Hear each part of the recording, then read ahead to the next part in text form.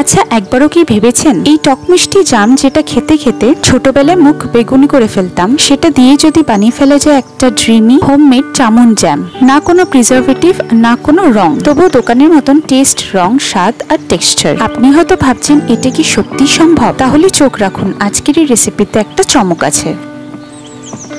কিছু জিনিস এত সহজ হয় কিন্তু আমরা জানিই না, আর এই জ্যামটা ঠিক সেরকম।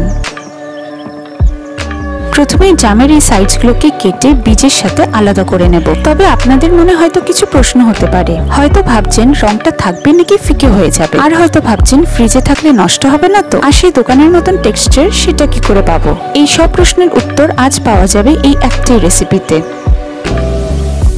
ঘরে থাকা জাম দিয়ে কোনো ঝামেলা ছাড়াই খুব সহজেই করে নেওয়া যায় এই জ্যামটা। জামগুলো এরকম ভাবে কেটে নেওয়ার পরে আমরা একটা মিক্সিং বাটিতে দিয়ে দেব। তারপরে একটা স্মুথ পেস্ট করে নেব।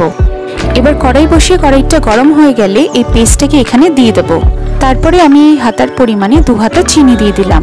আমি এখানে 300 মতন জাম ব্যবহার করেছি, আর এই পরিমাণে চিনিটা দেওয়াতে একদম ঠিকঠাক মিষ্টি হয়েছে। এবার ভালো করে মিশিয়ে নেব যতক্ষণ না চিনিটা গলে যাচ্ছে। তারপর চিনিটা গলে যাওয়ার পর আরো কিছুক্ষণ ফুটিয়ে নেব যতক্ষণ না একটা ভালো ঘন মিক্সচার হয়ে যাচ্ছে। দেখুন, আমি কিন্তু এখানে কোনো কালার ব্যবহার করিনি। জামের একটা নিজস্ব রং খুব সহজেই বেরিয়ে এসেছে। এবার অনেকটা ঘন হয়ে যাওয়ার পর আমি এখানে হাফ পাতিলেবুর রস দিয়ে দেবো। এই রসটা দিলে কি হবে, হালকা একটা ট্যাঙ্গি ফ্লেভার আসবে, যেটা সাধারণত যে কোনো জ্যামেই আমরা পেয়ে থাকি। দেখুন, অনেকটাই ঘন হয়ে এসেছে। এই টেক্সচারটা একদম ঠিক আছে জ্যামের জন্য। এবার আমরা একটি আলাদা পাত্রে নামিয়ে ঠান্ডা করে নিলেই রেডি। আমার জ্যাম বানানো রেডি। আপনি এবার ভাবছেন তো এটা পারবেন কি না? ঠিক পেরে যাবেন, শুধু দেখুন আর ফলো করুন। তাহলে আজকের এই জামুন জ্যাম আপনার ঘরের হিরো হয়ে উঠতে পারে। আর এখন হচ্ছে আসল মুহূর্ত।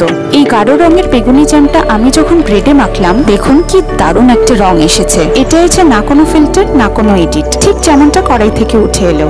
আর আপনারা ভাবছেন হয়তো স্বাদটা কি আদৌ ঠিক আছে? হ্যাঁ, দারুণ আছে। টক মিষ্টি আসল জামের স্বাদটা একদম ঠিকঠাক, না বেশি টক না বেশি মিষ্টি, জাস্ট ব্যালেন্সড। আর জিভে লেগে রইল একটা তাজা ফ্লেভার। আপনারা এই জ্যামটা বানিয়ে অবশ্যই কমেন্টে জানাবেন কেমন হয়েছে খেতে। খুব তাড়াতাড়ি আমি আমার আরেকটা রেসিপির ভিডিও আপনাদের সাথে শেয়ার করব। ভালো থাকবেন, সুস্থ থাকবেন।